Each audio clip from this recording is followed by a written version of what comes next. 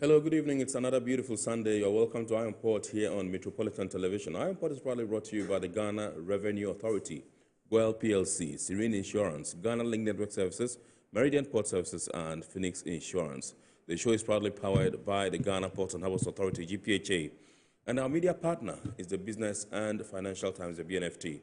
If you want to have a grasp of all the transpired on the show tonight, make a date and grab the Thursday edition of the BNFT, and you'll be able to see all that happened here on the show. Tonight, we are streaming live on our social media pages. On Facebook, we are live at Ghana Ports and Harbours Authority. Ghana Ports and Harbours Authority. Still on Facebook, we are live at Port of Tema. And on YouTube, we are live at Iron Port. Iron Port. Indeed, we shall be getting interactive with you. And so all you have to do is sit back, relax, grab your phones, and send us your messages and comments via our WhatsApp line. Today, our WhatsApp line has changed, and it is 0538 037353.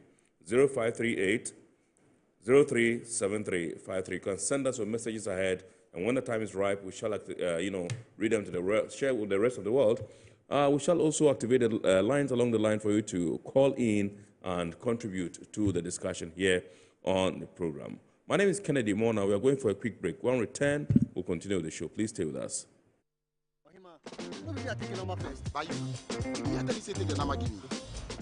Guys, now I'm tired. I'll go on a date with whoever gets here first. Princess, really? Okay, I come. Shut up! Mame,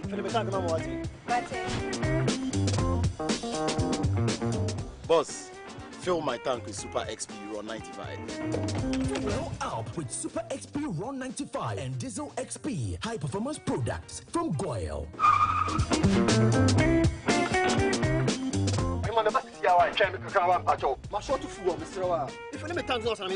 Sorry, Tony got here first, so I'm stepping with him. Oh, cut him.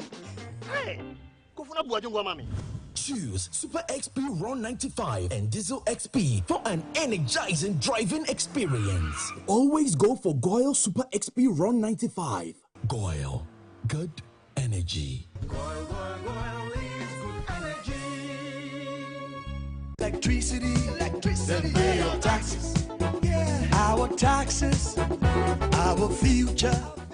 Because you see, without our taxes, we wouldn't have good roads, good schools, better hospitals, street lights, and other very important social amenities. When we pay our taxes, we give our children free and quality education. Tell God, my money too small. Why should I pay my tax? Look, small. Salifo, it doesn't matter how small or big your business or income is. You still have to pay your taxes. The little taxes from each and every one of us, when put together, could give your community clean water or that deprived school with tables and chairs. Please pay your taxes. It is your responsibility. It is your civic duty. It is the law. Impressive factory. If only I had listened to you, I wouldn't have been in this mess. That devastating fire virtually wiped out the whole factory and my warehouse. Remember my misfortunes last year? Serene Insurance Asset All Risk Fire policy that I took were there to pay for my damaged stocks in the warehouse, and my machines that were affected by the floods have been replaced. My accident vehicle is back on the road thanks to Serene Insurance motor policy. My goods are on the high seas covered with their marine cargo insurance policy. I was just telling Ajima about Serene Insurance. Oh, Ajima, tell him more. As a road contractor, I make sure I do my contractors all risk insurance for the projects, and then workers' compensation for all the workers on site. With Serene Insurance, they will make sure they will cover your unknown tomorrow today. Serene Insurance, a new face of insurance. Call us now.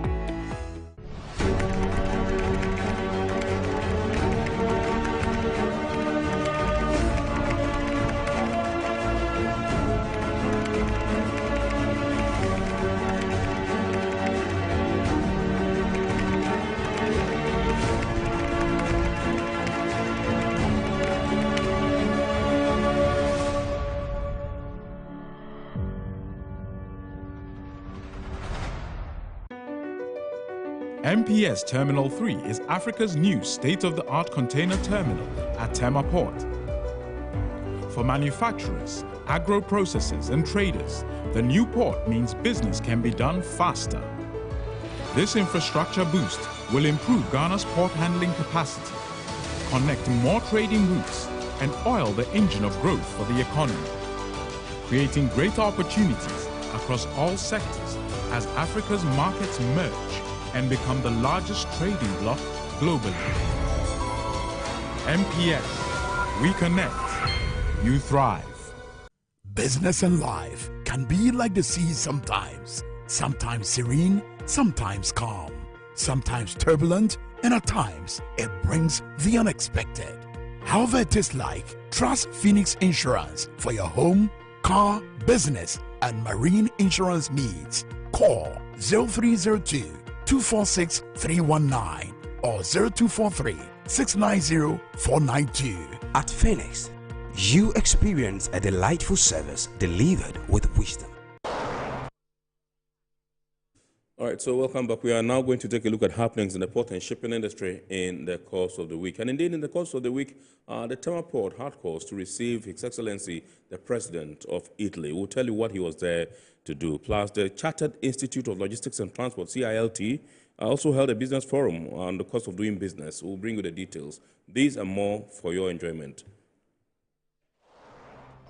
The President of Italy, Sergio Mattarella, has lauded the collaboration between the Italian Navy and the Ghana Navy in their pursuit to fight piracy in the Gulf of Guinea. He commended the efforts by the two countries as well as other countries to make the sea a conducive place for maritime business to thrive. The Italian President made this known when he visited the Italian naval ship Commandant Betica at the port of Tema as part of his 3-day working visit to Ghana. He commended the Ghana Navy for welcoming the Italian Navy vessel for a common goal of security and freedom for maritime transport and communication. La missione in cui siete impegnati è di grande importanza.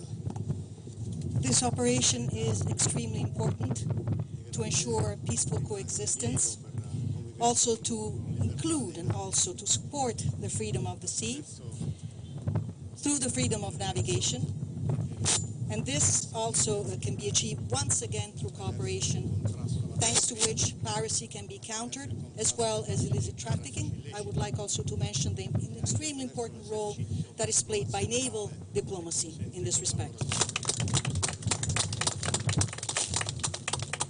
The Minister of Defense, Dominic Nitiwu, said the 3 months that the Italian Navy will spend in the country will benefit the countries along the Gulf of Guinea. There's a lot we can do together. The ability to work together and the effectiveness by which we work together. And what we are going to gain in working together would only go to strengthen the two. We in the Gulf of Guinea, whether it is Zone F, which stretches from Ghana to Guinea, will greatly benefit from your visit. These 3 months that you are going to be with us, we do believe that we will have a lot of things to share together. There was a simulation exercise to demonstrate the skillfulness and collaborative tendencies of both the Italian and Ghanaian Navy to combat piracy.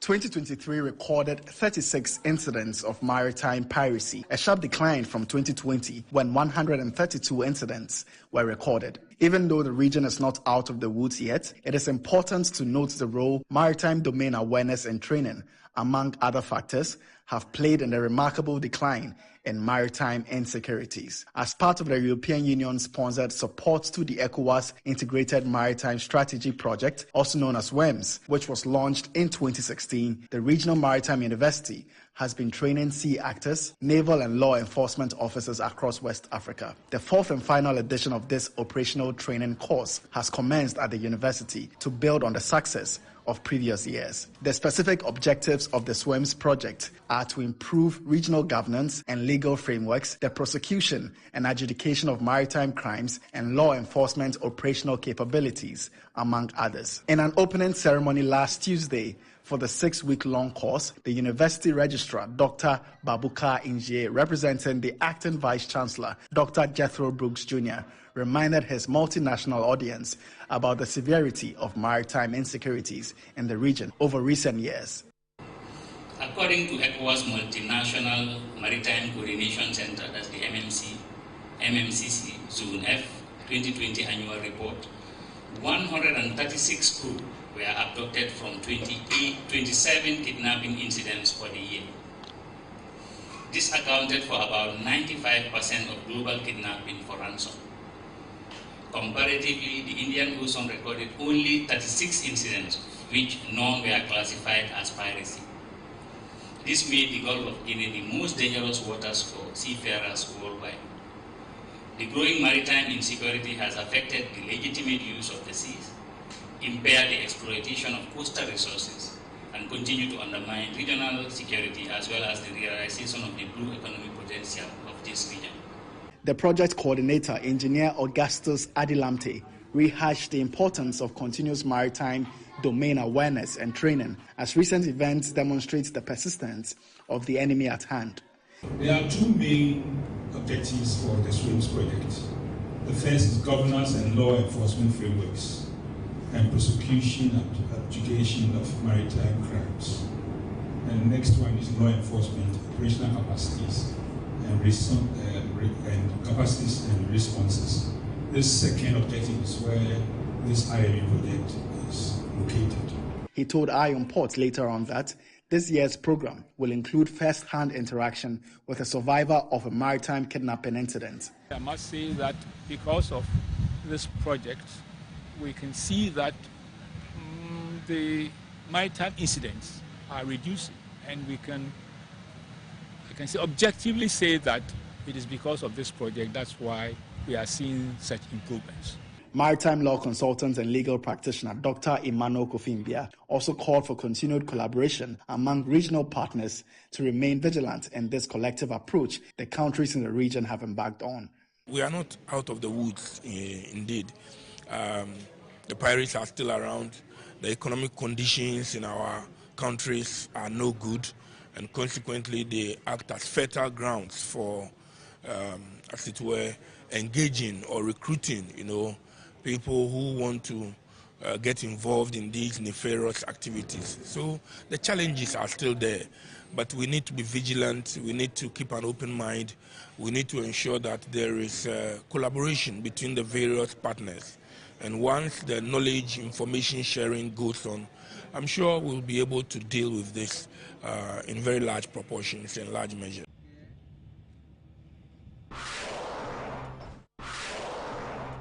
The Chartered Institute of Logistics and Transport, CILT, has organized a business forum to discuss the cost of doing business in Ghana's ports, as well as its implication on import and export trade. The forum had participation from key stakeholders like the Ghana Ports and Harbours Authority, Shipping Lines, Ghana Express Authority, among other logistics firms. The General Manager for Corporate Planning at the Ghana Ports and Harbours Authority, Khalid Nuhu, said the Port Authority regulates charging system at the port in a balanced manner by ensuring that private entities don't overcharge and the public also don't underpay for services rendered to them. Everyone that have been licensed or has a concession with GPHA operates under the tariffs set by GPHA.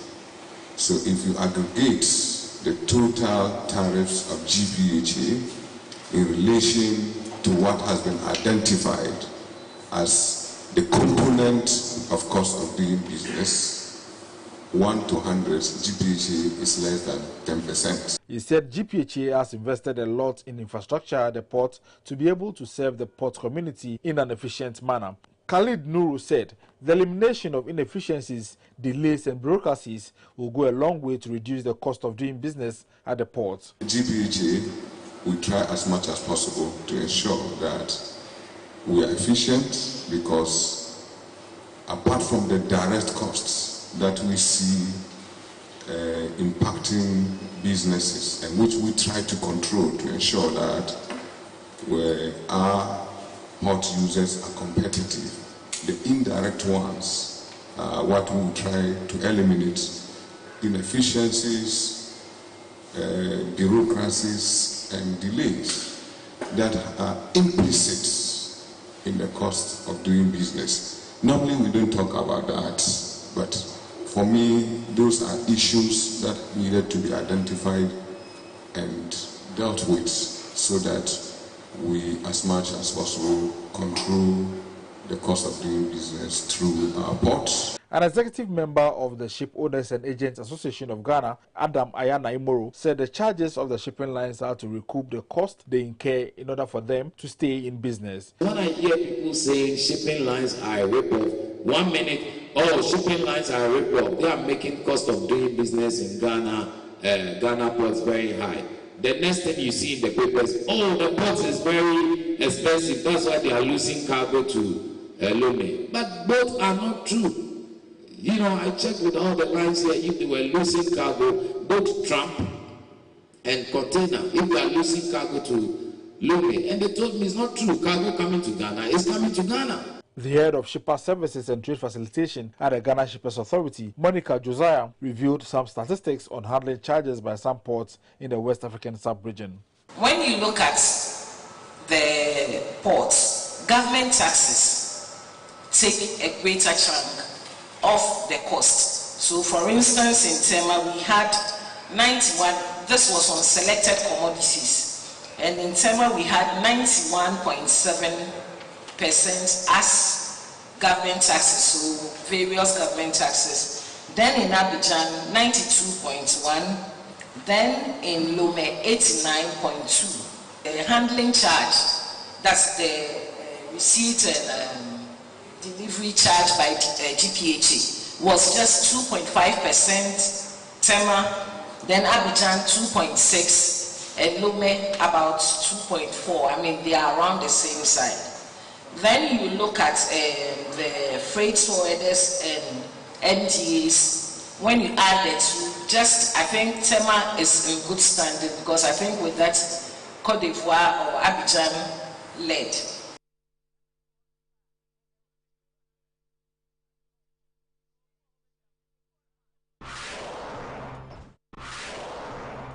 Earlier, the global president of CLT, Chief T.T. Owusu-Nortey, paid a courtesy call on the Director General of the Ghana Ports and Harbours Authority, Michael Luguje, to discuss issues related to transport and logistics that are mutually beneficial. Owusu-Nortey, who is the first African and Ghanaian to occupy the CILT higher office, said he was committed to promoting business from Ghana. He commended the Director General of the Ghana Ports and Harbours Authority for his continuous support to the institute. My core interest is to make sure that I promote business primarily from my home country, because there's an adage that says that charity begins at home.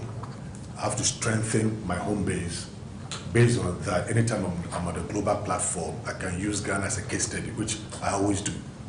So I would say that I always whip my country members and whoever in line, because if I don't streamline and whip Ghana in line, and there are issues that go wrong, I'll feel a bit guilty when I'm using such an example. I'll go on a global platform and I'm being referred to negative things that are happening to Ghana. So invariably, what did you do in Ghana that you are coming to, let's say, China to come and correct us? Michael Luguje underscored the importance of logistics in the global supply chain. For GPHA, I mean, you know our contribution to that institute in terms of membership, and I think anytime there are programs that our assistance is sought, we try to at least contribute our widows might to support. It's an organization that, you know, it is important today and to remain relevant for the rest of time, because logistics is everything. Everything is logistics. We cannot ignore its importance, and it's only natural for us to be associated with what is relevant to mankind and the movement of goods from A to B.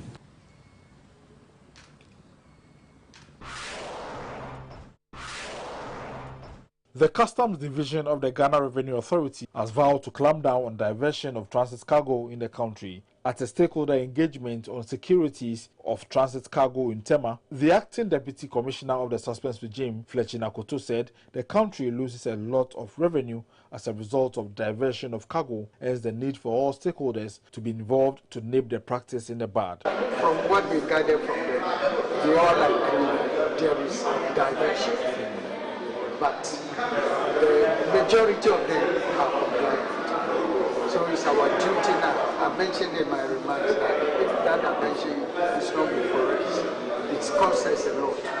Our objective is to make sure that we root out that diversion completely.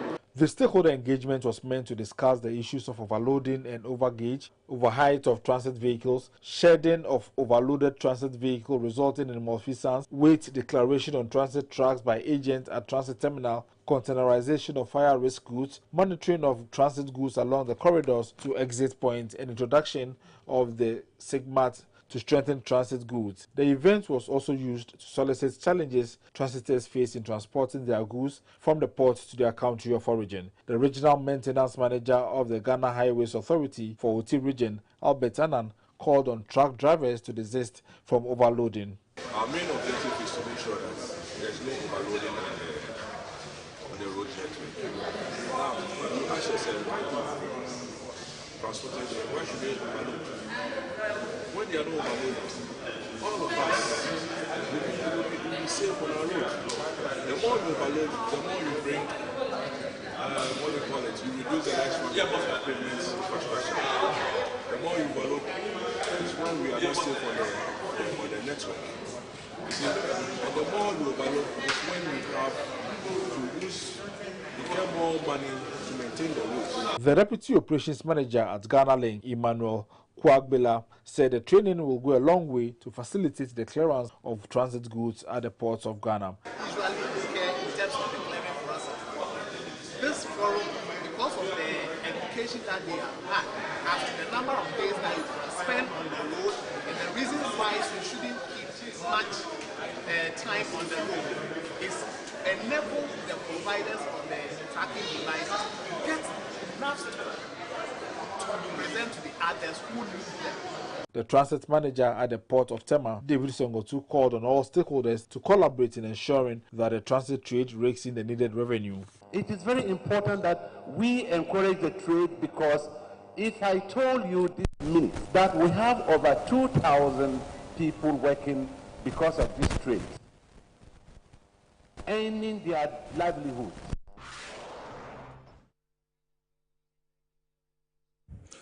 All right, so welcome back. Those were some happenings in the port and shipping industry in the course of the week. We are now going to take the word or phrase of the day. And remember, the word or phrase of the day has been fashioned to bring you up to speed with the terminologies and jargons we use in the shipping industry. Today's word is short-shipped. Short-shipped.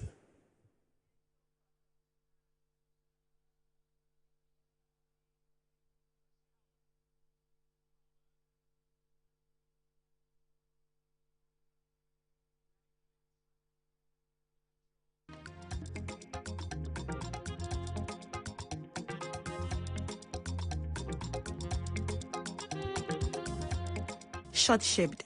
Short-shipped refers to a cargo missing a vessel that it was originally intended for.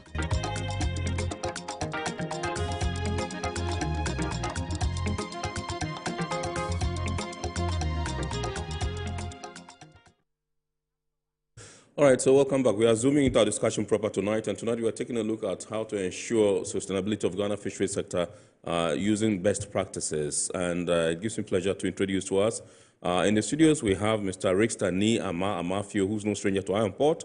He is the Executive Director of the Blue Economy and Governance Consult. He's also an executive of the National Fishermen Association of Ghana, NAFAG. He's the Vice President, actually, of NAFAG, yes. And he does a lot of stuff for the tuna industry as well. And to join us via Zoom will be Dr. Jemima Etonam Kasa. Dr. Etonam Kasa is with the fisheries. She's a fisheries scientist, a lecturer at the Department of Biology Education, University of Education, Winneba. Good evening, Doc, and thank you so much for joining us. Good evening once again, and it's nice meeting everyone. Good evening, Rickster.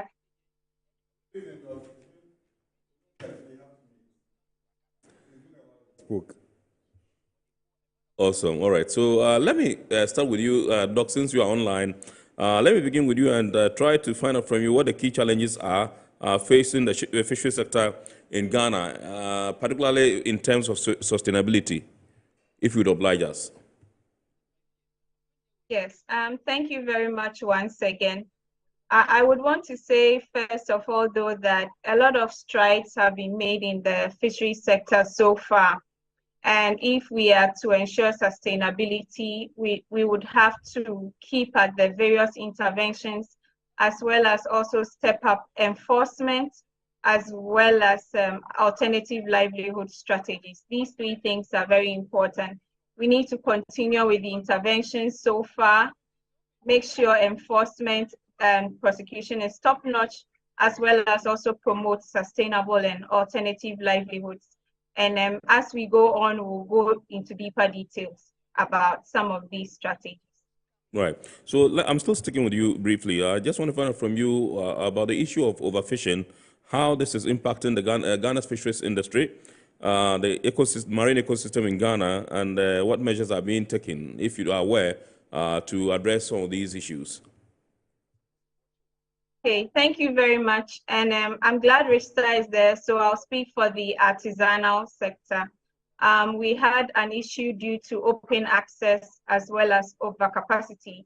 But in recent months, there have been various interventions, such as the moratorium on entry for canoes. So as of last year, new canoes cannot go into the fishery, the artisanal fishery, for the next 3 years. So if we're talking about this year, that means for 2 more years, no new canoes are going to be allowed into the fishery sector. There are quite a number of other interventions, such as prosecution, formation of committees, the designation of a marine protected area, as well as the adoption of the 2022 to 2026 Marine Fisheries Management Plan. That being said, there are still a few threats to our marine fisheries. First of all, there's still the issue of illegalities in the fisheries sector. And although there are a lot of interventions now, talk about the electronic monitoring system on industrial vessels, as well as formation of landing beach committees, we're still finding incidences of fishermen still using illegal fishing methods to maximize the catch. However, because our fisheries, our fish stocks went down to very low levels, the fear is that if we don't do anything, we may have actually gotten to that point where the stock numbers are so low that it's going to take quite some time to for us to get any appreciable gains. Added to that is the fact that, for example, we have the closed fishing season, and it would take most of our small pelagics 1 year to 2 years for them to grow to market size. But right after the closed fishing season, we are still seeing the use of very small size fishing nets we call poly nets, which in effect are also taking out the juveniles, or the new hatchlings are out of the system. Also bringing climate change and pollution, and we're seeing so many other things going on. Now, the threat is that when you have overfishing and then the numbers of key species dwindle, it affects what we call the food chain. And let me give an example of a food chain we have in our fishery. Right. So we have our plankton, being the small organisms that are floating in the water, which are fed on by anchovies, what we call ammony or ammony. Ammony, yeah. In turn, the mackerel, which we call salmon, which shouldn't be called salmon, but the mackerels, they prefer the anchovies. And then from there, the tunas feed on the mackerel, and then you have the dolphins and the bigger billfishes coming in. Right. In the event where our small pelagic, say the anchovies get overfished, it's going to have a domino effect down or up the food chain, if I should put it that way. And then the apex predators, or those consumers that will feed on these, what we call forage fishes, we realize that their numbers will also get affected. Let's bring in the interplay of pollution. For example, where we now have a lot of silt and sediment from our rivers that are being affected by galamsey going into the ocean. We also have underwater some remnants of reefs or coral reefs or rocks, where a lot of our demersals, be they redfishes, what we call the sparrows, groupers, and others, where they also spawn or lay their eggs. But we are realizing that as more and more layers of this fine sediment is going out, it's smothering the eggs that these species are laying and making survival go down. Let's even talk about heavy metals, the potential impacts of the continual deposition of mercury, arsenic, cyanide, and other metals into the ocean. over time, these levels are going to accumulate in our fish species, and they also come with their own public health implications, both for the ecosystem and for humans as well. Right. I'll be going to Mr. Matthew shortly, but before that, I would have you tell us more about this marine fisheries management plan. I think this is my first time of hearing it. Okay, so the Marine Fisheries Management Plan of Ghana 2022-2026 is a management plan that virtually is talking about various interventions that will be carried out by the state and various partners, both stakeholders and donor agencies, in ensuring the sustainability of our fisheries. We've had various management plans in the past, but this new management plan has gleaned a lot from what has been learned in previous years when it comes to things that went wrong as well as lessons learned. So we are seeing greater emphasis on enforcement, alternative livelihood strategies, reduction of fishing efforts, creation of protected areas, factoring in climate change implications, among other things, into the plan for how Ghana wants to move forward when it comes to regulating or managing marine fisheries space. So in brief, that's the new marine fisheries management plan in place. And it was put together with a lot of input from various stakeholders in the industry. Okay, right. Thank you very much, Doc. Please don't leave us out. Come in studio now and speak to Mr. Matthew and find out from you how artisanal and then industrial fishing is impacting sustainability in terms of, their impact of the sector. Well, like... What role do they play, so to speak? Well, like Doc said, I'm sure you're aware we have various sectors. We have, even with the artisanal, we have the inshore and then canoe. Yes. And then we have the industrial trawl, and then we have the industrial tuna. So basically for the marine sector, we have 4 subsectors.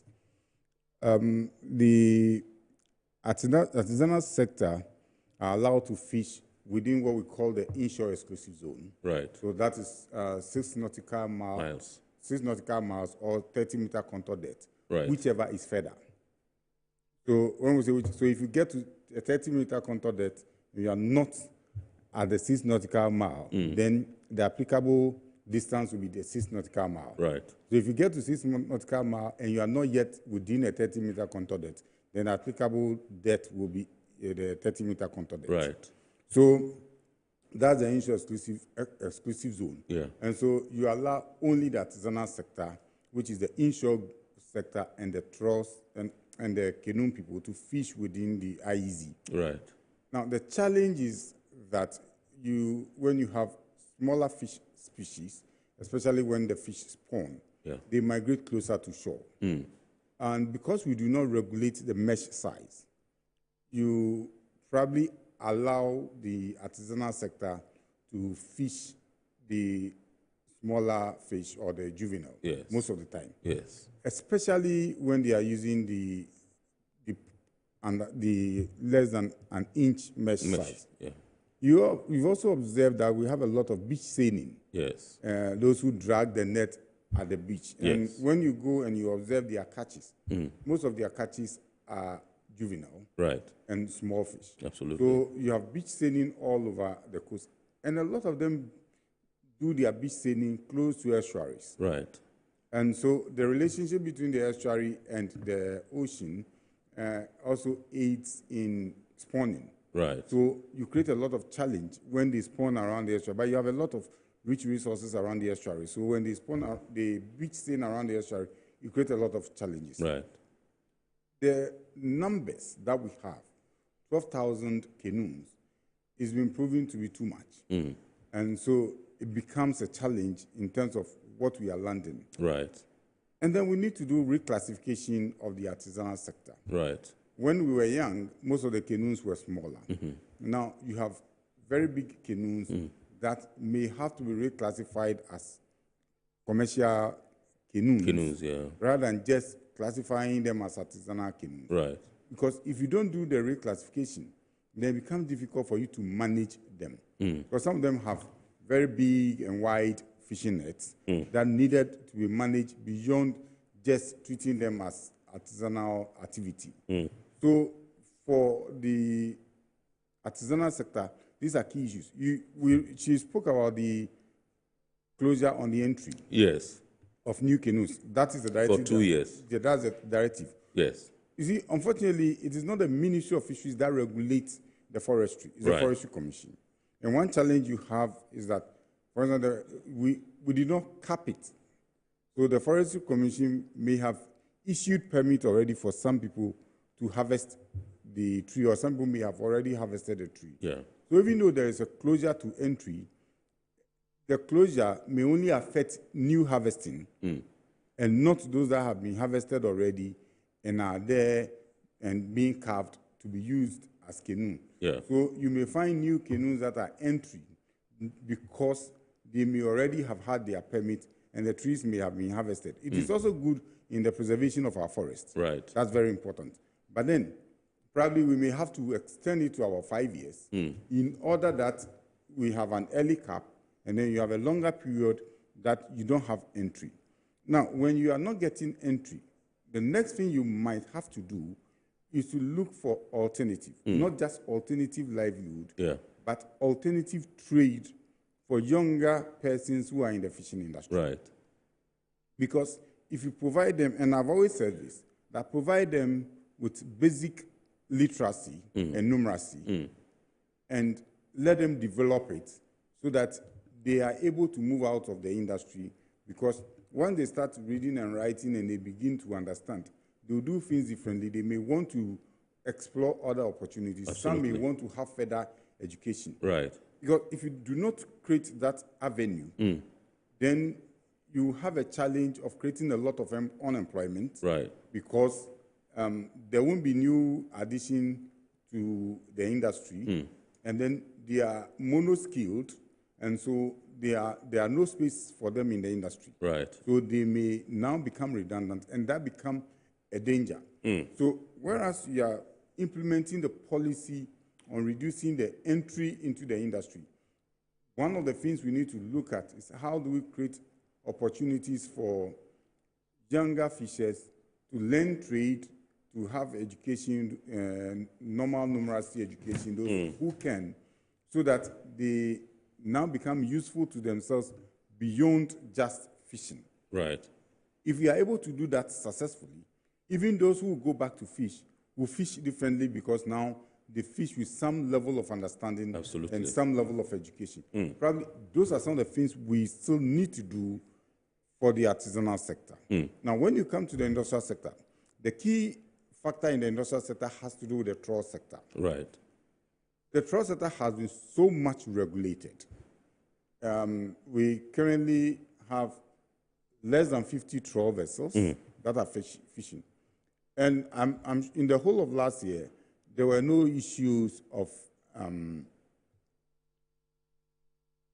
illegality that was recorded within the sector. Okay. What is happening now is that those issues that existed, the committee is arbitrating on them, and those who have to be fined are being fined. Right. It means that we brought some sanity within the trawl sector. And it's taking a lot of effort to get here. Right. Some of the vessels trawl vessels are already out of our system. They are gone. No new entrance is being allowed. Right. And I've served a few cases of replacement, and replacement are one-on-one. Right. Now, the Ghana Maritime Authority is also ensuring that the crew go through the requisite training before they embark on the vessels. So we've been complaining the Regional Maritime University was not training.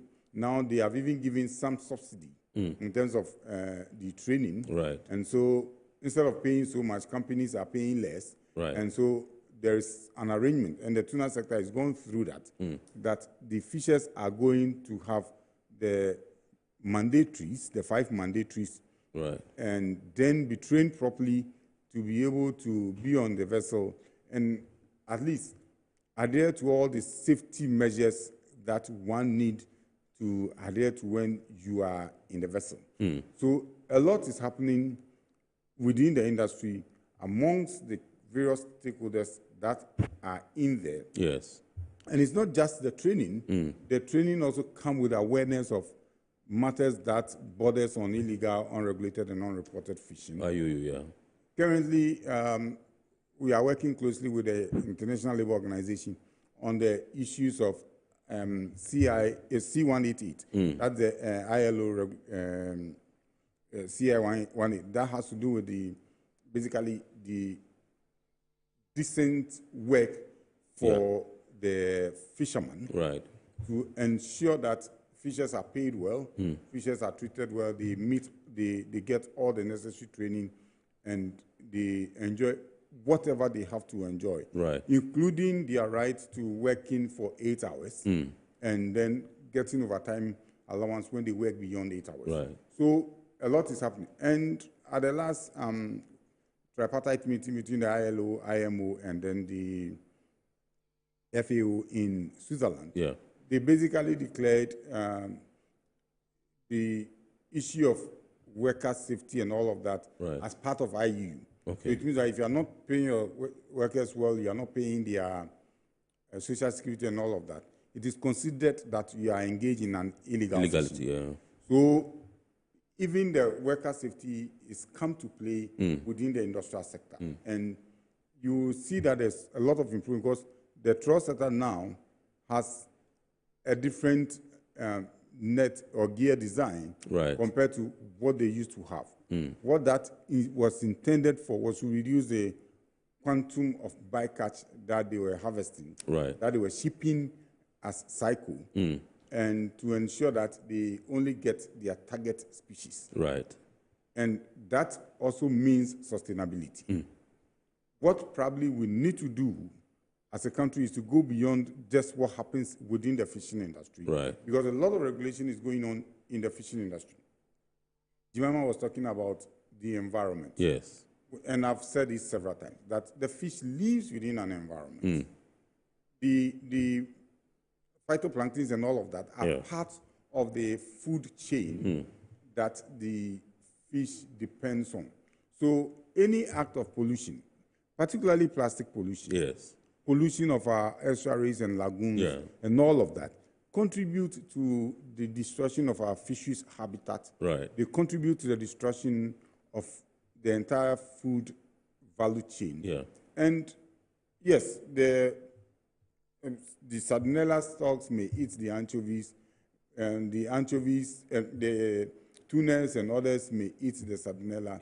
The red snappers and the groupers may eat the Sardinellas and all of that. But ultimately, you also eat the fish. Right.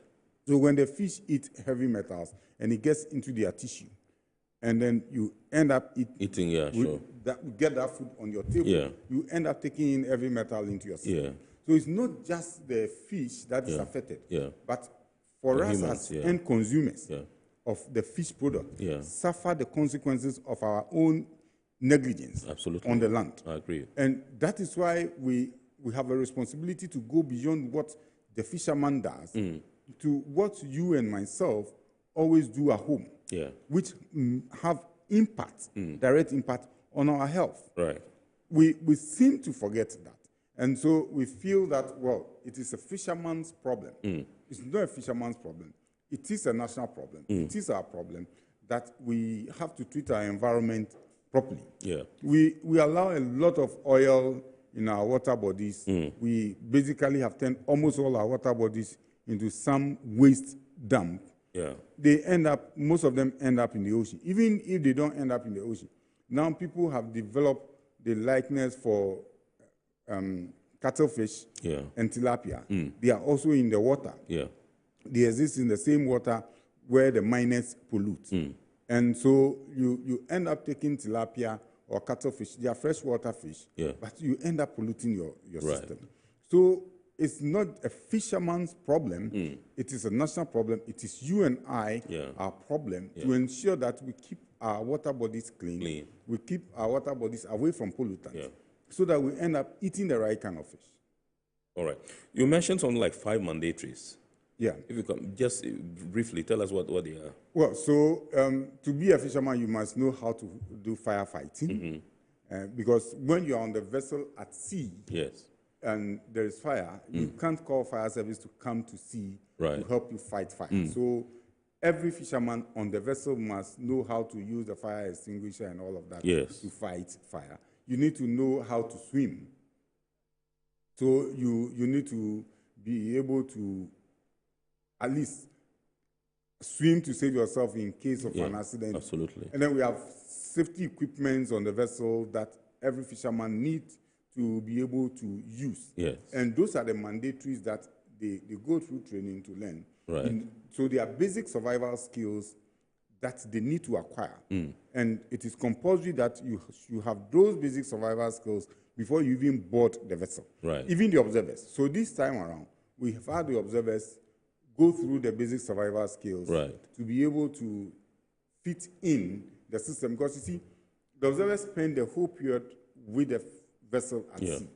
So you don't just put an observer on the vessel and say that, oh, you are an observer, so you are different. They are not different from the fishermen, because whatever happens to the vessel will happen to them whilst you're on the vessel. So for this time around, all the observers that were boarded had also gone through the basic survival skills to be able to board the vessel, because they are required to also know how to survive at sea. Right. And so I think that is one important step forward. But beyond that, we need to now teach specific skills so that we can have our own crew manage basically every sector within the vessel. That is cheaper for industry, and it is better for Ghana because we improve on the employment rate, and we are able to pay them better. Yeah, okay. All right, awesome. So let me go back to Dr. Jemima, if she is still on the line, and find out from you whether you can discuss the effectiveness of current regulatory frameworks and the enforcement mechanisms that have been put in place, so to speak, to deal with the problems in the fisheries sector. Oh, Dr. Jemima is off. Okay. Sorry. All right, sure. My internet, Mr. Steve, if you could repeat the question, please. Yes, I'm asking if we can have something on the effectiveness of current regulatory frameworks and enforcement mechanisms in promoting sustainability within Ghana's fisheries sector. If there is anything you can share with us. Okay, thank you very much. As I said earlier, a lot is being done so far in terms of sustainability, but there's still much more to be done. Right. As Rista rightly said, the industrial sector is really doing well with compliance. But the problem we are facing right now is that due to the sheer numbers of fishermen that we have, over 12,000. Yes. It's getting hold of all of them in terms of enforcement. It's becoming very difficult. So for us to really do better, we need to extend the range and the depth of coverage when it comes to enforcement, especially in the artisanal sector. In addition to that, sometimes the punitive measures are quite paltry. So sometimes offenders just pay something and then they get off the hook. Talking about the example of the trawl gear, which has currently been changed and modified, and now the inshore and industrial sectors are compliant. We realize that in the canoe sector, you can virtually adapt or adjust your gear to whatever length you want to. So maybe I have one canoe and I have about 7 crew members, and now I don't get, say, my 20 head pounds of fish. It's just a matter of extending the length and breadth of my net to maximize my catch. And that's also quite a big issue we are having. Rista was also pointing out that just proposing alternative livelihoods may not really be the solution in total. We have low literacy rates in our coastal communities. If we can push for education right from the childhood stage, because we realize that a lot of them truncate their education after basic school. The more the literacy rate goes up, we believe that that would also lead to more empowerment and career or livelihood options for them. Doc, Yes, I've so, been I'll leave that for now. Sorry to cut you, Doc. I've been told your camera is off. If you can switch it on and then we can see you. Yes, yes. Right. Are you done with that submission? Yes, please. I'm Okay, done. so we cannot talk about fishery sustainability without talking about climate change and environmental degradation and all that. How do these impact the fisheries sector in our country?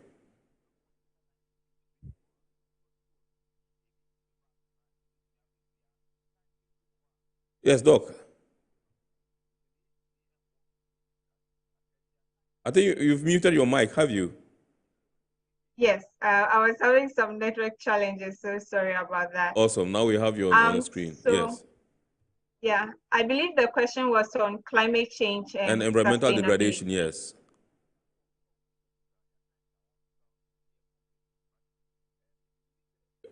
Yes, the question was on climate change and environmental degradation and how that is impacting fishery sustainability in our country. Okay, thank you very much. Got it. So currently we are experiencing a lot of effects of climate change, mostly negative. Currently worldwide, last year was the hottest year ever recorded. And this year, February, as per the last calculations, February was the hottest month of the year worldwide. Some of the implications of these are that because Ghana is a coastal upwelling nation where the coastal upwelling drives our fishery, if we have very high temperatures, it clearly means that the strength of our upwelling will go down. And that affects productivity of plankton, as well as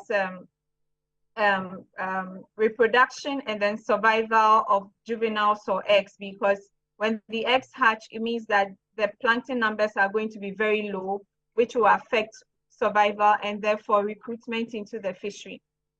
The other thing about the warming of our oceans is that as the oceans warm, we are also going to see changes in wind speed and wind direction. Right. And now in our ocean, we have zones that are mostly for spawning or let's say breeding. And then after these fish hatch, the young are carried off by currents into nursery areas where there's plentiful food, and then they feed on that and they grow as juveniles and then migrate to join the adults. One consequence of our warming oceans is that it affects the wind speed as well as the direction of the wind. Right. So if this goes on, what's going to happen is that the juveniles that are supposed, or the fingerlings that have been hatched and are supposed to be driven by currents into nursery areas where they have their feeding grounds are literally going to be blown off course. So there's going to be a mismatch between the juveniles and then them accessing the rich feeding grounds they need to be at so they can grow and join the adult stock, which is what we call affecting recruitment. The other thing is also that as we have warmer temperatures, species that do not prefer water of that temperature would have to migrate further offshore into colder or deeper waters. And when that happens, you are going to realize that they will now move out of reach, especially of the artisanal fishers. And currently, there are complaints that they need to expend more fuel to go and, harvest their stock. Right. So the fish are literally moving out of reach of range of the artisanal fishers. And the other thing, which is what Richter mentioned, is that it's also going to cause conflicts between the artisanal fishers and then the inshore and the industrial fishermen, because then you have the artisanal fishers moving within, the fishing grounds of the industrial vessels, which leads to several misunderstandings and conflicts. Add to this mix the issue of sea level rise and storm surges. Currently, when you go to the Volta region, we have 2 to 3 communities. There's Kuveme and Akolotoko, which have disappeared from the map. These were fishing communities. They were by the coast, but as a result of high tidal, let's say, storm surges, these villages have been wiped off the map. And more of our coastal communities, especially along the eastern coast, have become very, very vulnerable. It's just a matter of time before they also disappear.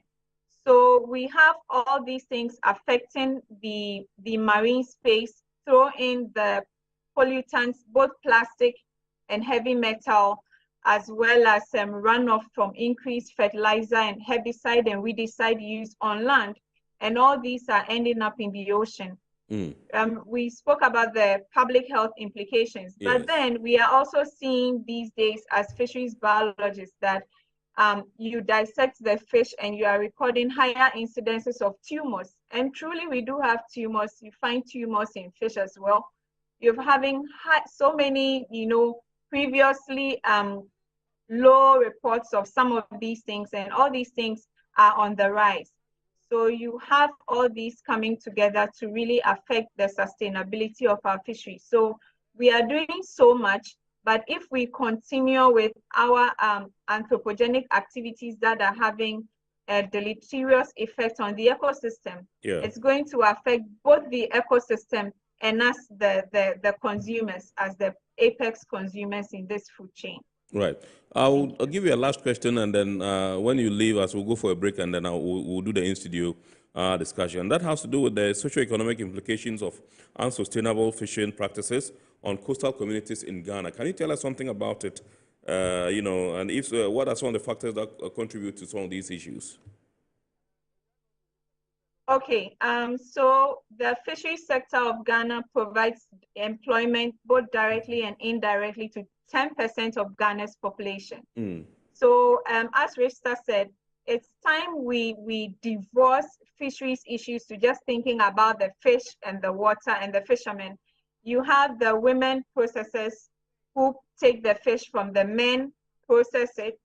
You have drivers who take the fish right from the coastal communities into the hinterlands. You have market women in the hinterlands who also, serve as retailers for this fish all the way, not only in Ghana, but our fish goes to other parts of West Africa and even minimally for export. At the same time, you have people within the value chain, such as people who are dealing in ice block, refrigeration systems, packaging, entrepreneurs who are trying to sell processed fish on social media, and all these people are in the value chain.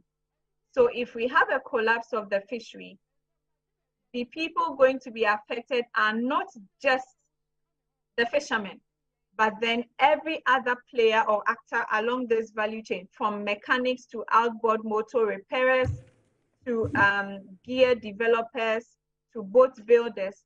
All these people are having their livelihoods threatened. And currently, even if we just look at the fisheries sector for now, due to low catches, there's a lot of pressure on families that are tied to our fishery because there's low income levels. Women don't have fish to smoke. So instead of them working literally all day long, all week long, they are only able to smoke fish, say 2 out of 3 days out of the week. And that's a big financial drain. What happens then in the coastal communities? We have high levels of depression, people are hypertensive, all these other, health issues that come as a result of increased stress levels. A lot is being done to reduce rates of child trafficking, but as a consequence of low catches, there have been reports of parents in these fishing communities having to make their children go out to serve as domestic servants with other families, and this is truncating their schooling, among others. So there are a lot of socio-economic implications of declining fisheries on the Ghanaian society, and it's not just maybe the fish catch is going down, so it's affecting the fishers. In addition to that, we know that fish is supposed to be the cheapest source of animal protein, but you and I, we can both bear witness that if you go to the market right now, you want to buy kinky. Gone are the days when you could get fried fish for 2 cedis and you'll be okay with it. Right now, for just one ball of kinky, you need to buy fried fish in excess of 10 cedis, literally, because what you get for 5 cedis is nothing to write home about. And these days, I understand when you go to buy the fried fish and they mention the price and you say it's expensive. The people say it's $1. Well, elsewhere they'll tell you the fish is just not there. There's no fish, you know. So it's become very expensive. And this is also going to lead to increased malnutrition. Yeah. Because if medical officers are advising parents, for example, to give powdered sardinellas in the diet of toddlers, for example, and now you go to the market and you have 3 pieces of M&A, small sardinella, going for 5 cedis. How is the mother who probably sells oranges going to ensure that her child gets all their adequate protein needs? And that's a huge problem we are grappling with. Right. It's not just on the fishing communities, but it affects every actor in the value chain, and it affects the nation as a whole. Right. Thank you very much indeed, Doc. We are most grateful to you for joining us. Dr. Jemima Etonam Kasa is a fishery scientist, lecturer, Department of Biology Education, University of Education, Winneba. We thank you so much for obliging us this evening. It's always a delight to speak to you. And we believe that as and when the need arises, we would reach out to you and we would always have that favorable response from you. Thank you so much, Doc, and have a super week ahead. Yeah. So that was Dr. Jemima Etonam Kasa. Remember, this is our report here on Metropolitan Television, and tonight we are taking a look at best practices in ensuring fisheries sustainability in Ghana. Also with us in the studios, Mr. Rixter Ni Ama Mafio, Executive Director of the Blue Economy and Governance Consult. He is also the Vice President of the National Association of National Fisheries Association of Ghana. National Fisheries Association of Ghana, NAFAG, yes, absolutely. And like I said, he also does a lot of things for the tuna industry as well. We're going for a quick break. When we return, we'll take your messages and then we shall activate the phone lines and we'll continue the discussion in studio. Please stay with us.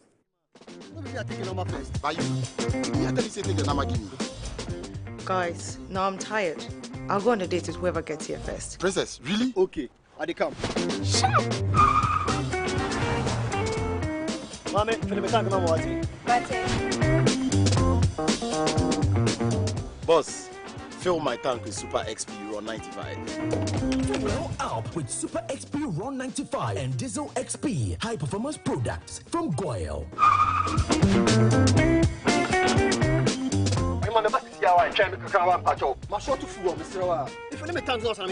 Sorry, Tony got here first, so I'm stepping with him. Oh, cut him. Hey, go for mommy.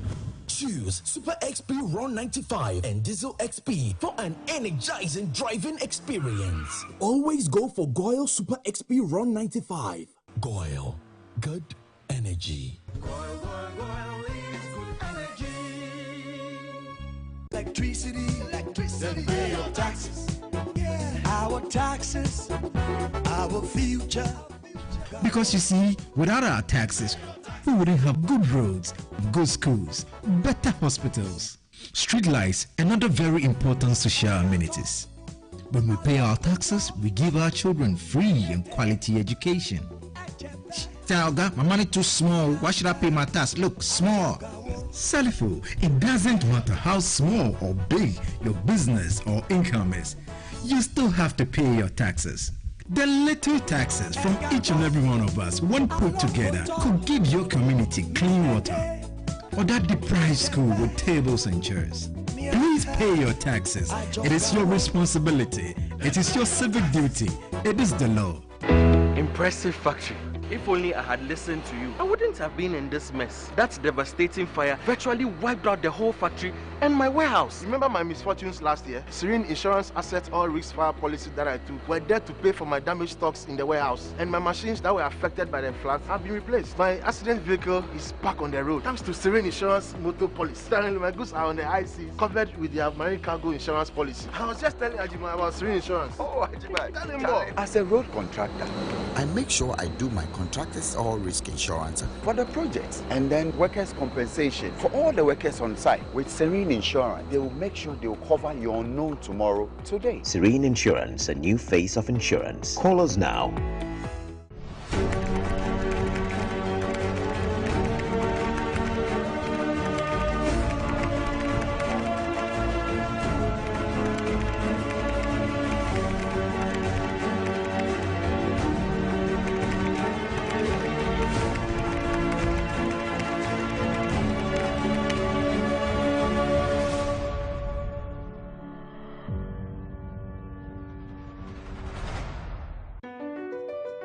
MPS Terminal 3 is Africa's new state-of-the-art container terminal at Tema Port. For manufacturers, agro-processors and traders, the new port means business can be done faster. This infrastructure boost will improve Ghana's port handling capacity, connect more trading routes, and oil the engine of growth for the economy, creating greater opportunities across all sectors as Africa's markets merge and become the largest trading bloc globally. MPS, we connect, you thrive. Business and life can be like the sea sometimes. Sometimes serene, sometimes calm, sometimes turbulent, and at times it brings the unexpected. However it is like, trust Phoenix Insurance for your home, car, business, and marine insurance needs. Call 0302 246 319 or 0243 690 492. At Phoenix, you experience a delightful service delivered with wisdom.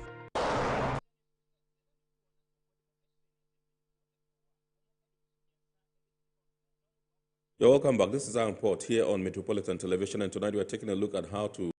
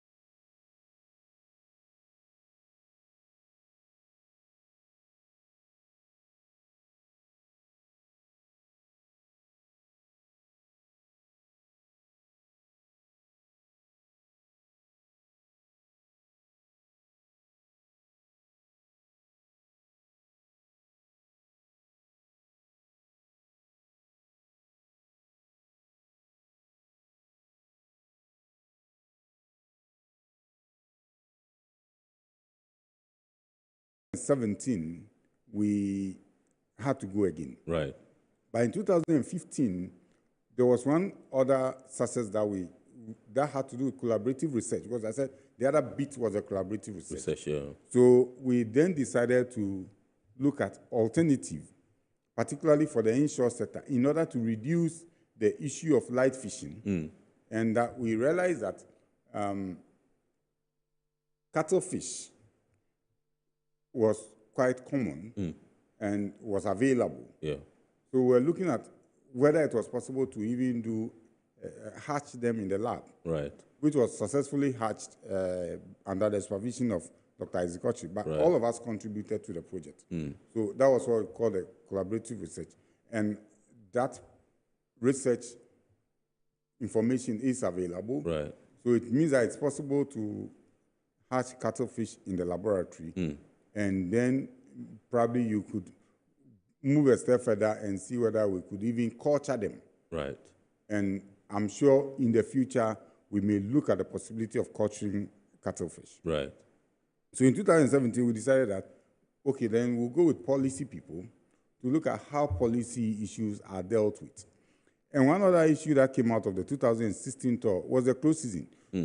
So the tour sector agreed, as part of the image cleansing process, to start the close season. And so in November 2016, we had the first close season, with assurance that January, February, the tour sector was going to have the second close season in 2017, which happened in January, February 2017. Right. And then they have since been having the close season, and now it is July, August. So this was part of the arrangements we made in the Rhode Island. Then in 2017, when with the policy, so when the director of fisheries, the chief director of the Fisheries Commission, the head of the research division, one person from the marine division, and then, so when 5 people from the commission and the ministry, right, and then 4 people from industry, right, to look at some of the things we've looked at already, and then look at how the Fisheries Commission and fisheries governance is done. Right. So we were in Norfolk to understudy the Fisheries Commission meeting and how they conduct their Fisheries Commission activities. And then we went to NOAA, National Oceanographic and Atmospheric Agency, yes, to look at how they also conduct their activities at NOAA in Maryland. Yeah. So we had a lot of exposure with the industry people. Right. Then 2019, we felt that, okay, if the executive or the regulators have had the exposure, we have a problem with Parliament understanding the issues. Because we have a committee on agri that basically the members do not understand anything at all about the fishing industry. Right. So now let's take the members of Parliament. So my company sponsored 2 members of Parliament in leadership. So we took 5 members of Parliament, the chairman and the ranking member, and 3 other people. So we had 3 people from the governing party, and then 2 people from the minority, to go with them to the University of Rhode Island, and but then there were industry people also in attendance. Okay. And I think there were people from the executive who also attended. So now we had industry, we had the executive, and then we had Parliament, all going with us to the University of Rhode Island. And there was always a classroom work, and then there were field work. We even go fishing. Okay. On all of the tour, we went fishing. All right. We went fishing. When we can, we'll continue from there. Yeah. I understand we have Nana, who's calling us from Dodowa. Good evening, sir. Good evening. How are you? I'm terrific, by His grace, Nana. I hope you are doing well, too. God willing, we are all doing well. Awesome. Please shoot, sir. Congratulations on the discussion you are having on the television. Thank you very much, Nana. Thank you. I am right sitting by my television. You are? I'm right sitting by the television watching. Okay, sir. Right. Thank you very much. Yeah. Thank you. Yeah, something like this have to be well treated so that we, the local people, you understand? Now we see there's no job. But there is job that we could create, like what you are discussing. A local person needs just a small push for him to actually come and then bring himself out, even create job opportunity for people. So I am encouraging and then actually telling you well done for what you are doing. And also, me for one, if I should get it as a full-time job. You know, one time I visited one farmer at Arikuma. One Mr. Kwaku, so and so. You go there, he has got these fish ponds, and he has got a lot of these catfish. And he employs some guys, they are looking after this pond and this thing for him. And my brother, if you look at how nice it is, and the amount of fish that he told me, one pond will contain about 2,000 fishes. That is the finger in the one. You see that, yes, we are sitting on gold, but we are looking up for silver, which maybe we may not get. So please, I'll be an emissary of your project or your program to the whole world as well as to Mother Ghana, so that yes, the job all over the country, worldwide canker is job unemployment. Right. But the jobs are right there. Yes. So please, well done, and I wish you continue it and make it almost every day program for all of us to copy, especially with schools. Thank you very much. Thank you very much, Nana. Nana is calling, Nana Okofu Doche is calling us from Dodowa. We're grateful to you. He says we are sitting on a gold mine, and he gave us the example of a friend whose farm he visited, and, you know, the fish ponds and how many fingerlings are introduced in each fish pond, and, you know, how that's yielding a lot of dividends for this particular person. So please, Mr. Yeah, so we went with the members of parliament, and they learned so much. And that also changed the relationship between industry and parliament, because now we had a parliamentary committee that have an appreciation of the fishery sector issues. 2020 and 21, because of COVID, we didn't go. Yes. But 2022, we went back. And this time we went to the Minister for Fisheries. Okay. And her team, her technical advisors, members of parliament, and industry people, and academia. Yes. So we had a very solid team that included people like Prof. Dennis Ayeto and the Minister, Akum Singh, the ranking member, and then the chairman of the Select Committee on Food, Agri and Cocoa Affairs, and leadership within industry. And we also had somebody from the Department of State from the U.S. Embassy in Ghana going with us, and somebody from the Ghana Fisheries Recovery Activity. So we had a wider team that attended the 2022 program. Now, fast forward to 2023 and 2024. Can you bring us up to speed? No, we have barely 4 minutes to wrap up. We were supposed to do 2023. Unfortunately, in 2022, we said we needed to have an MOU that institutionalizes the study tour. So it is only now that the MOU has been developed. So in August, we shall have another study tour. We are taking 18 people. We intend to include a few people, including probably somebody from the media, to also go on the tour. Once we institutionalize it, and this time it's going to be a collaboration between the University of Cape Coast, Africa Center of Excellence for Coastal Resilience, and then the Blue Economy and Governance Council. That's going to organize it. And then probably we may get a few people from the media to now look at what happens in fisheries management in the U.S. and Ghana. Last year, we went with the minister to China to also look at what is it that they do in terms of their fisheries management that we are not doing right. So basically, these are some of the things we've been doing behind the scenes to also get policy to appreciate beyond what we do here. For instance, the experience of going to fishing to understand how the fishing is undertaken, discussing with their scientists, their fisheries enforcement officers, and all of that, brings to bear a lot of knowledge. Absolutely. The 2022 tour, for instance, we had an interaction with an Assistant Secretary of State. From the federal level.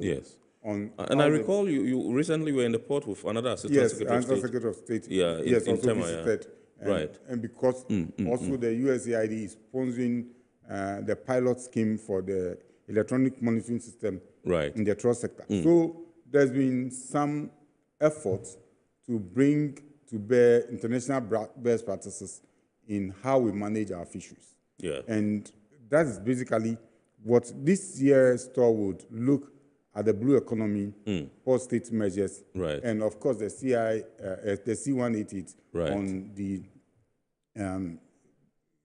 the fishermen, basically focus on the rights of fishermen and how to do. But we'll also look at the blue economy and then post-state measures, because post-state measures are becoming one of the key things in dealing with issues of IUU. Awesome.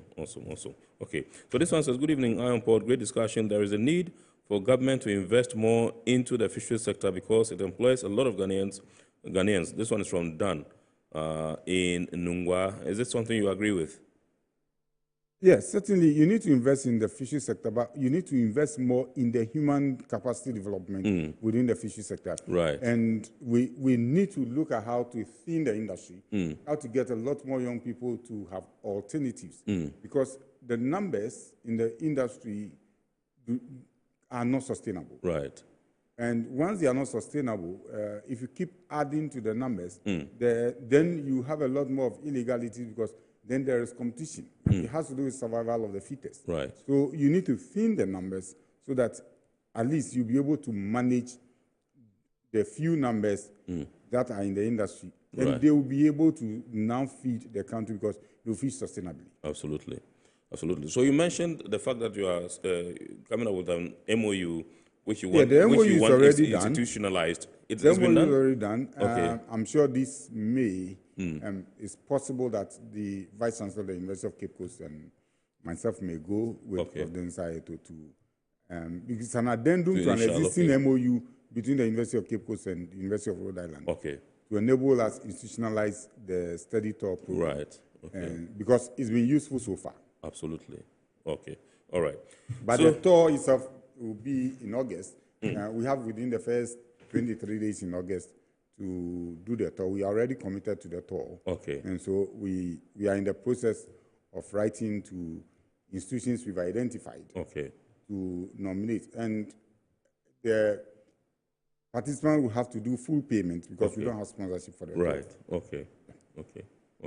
All right. Thank you very much. Mr. Rixtani Amatthew is the Executive Director of the Blue Economy and Governance Consult. He's also the Vice President of the National Fishermen Association, of National Fisheries Association of Ghana, NAFAG, and he also does a lot of stuff, like you said, for the tuna industry. He joined us in studio, and we also had Dr. Jemima Etonam Kasa, as fisheries scientist and lecturer at Department of Biology, Education at the University of Education, Winneba, joining us via Zoom. And remember, we've been taking a look at how to ensure best practices, how to use best practices in ensuring fishery sustainability in our country, Ghana. Time is not our friend. If not, this conversation could have been, extended, so we can elicit more from the man who has done so much for the fisheries sector, Rixtani Amatthew. We are hopeful that some other time we shall have him again to delve into some of these issues. We want to thank you so much for choosing Iron Port tonight, and we want to say a big thanks once again to our sponsors, Ghana Revenue Authority, GWEL PLC, Serene Insurance, Ghana Link Network Services, Meridian Port Services, and Phoenix Insurance. And we want to say a big thanks once again to our, media partner, the BNFT. And we want to say thank you to you also for choosing Iron Port tonight and for sending in your messages and for calling in. I will say thank you to Nana from Dodowa. We entreat you to keep watching the rest of our programs here on Metro TV, and we would also advise that on Wednesday, make time and watch the abridged version on GTV, Ghana Television at 8:30 p.m. That's on Wednesday. Well, this is how we draw the curtain on tonight's edition of the program. God willing, next week we shall bounce back with another wonderful edition of Iron Port. We wish you a super week ahead and have a blessed evening. Good evening.